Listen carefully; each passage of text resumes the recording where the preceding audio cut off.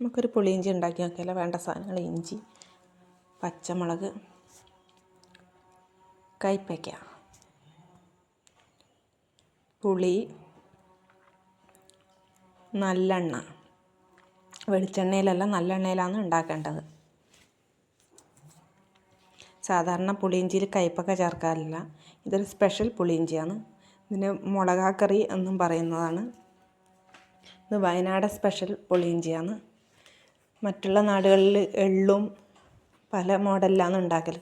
ഇഞ്ചി മാത്രം ഇട്ടിട്ടും, ഇഞ്ചിയും പച്ചമുളകും മാത്രം ഇട്ടിട്ടും എള്ള് ഇട്ടിട്ടും ചില സ്ഥലങ്ങളിൽ ഉണ്ടാക്കാറുണ്ട്. പക്ഷേ ഈ കയ്പ്പൊക്കെ ഇട്ടിട്ട് നല്ല ടേസ്റ്റിയാണ്. കടുക്, വറ്റൽമുളക്, ഉലുവ, കറിവേപ്പില ഇട്ട് പൊട്ടി കഴിയുമ്പോൾ പച്ചമുളക്, ഇഞ്ചി, കയ്പ്പയ്ക്ക ഇട്ട് വഴറ്റുക.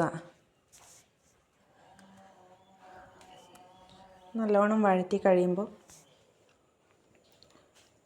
അധികം ബ്രൗൺ നിറമാവേണ്ട, കുറച്ച് നേരം വഴറ്റി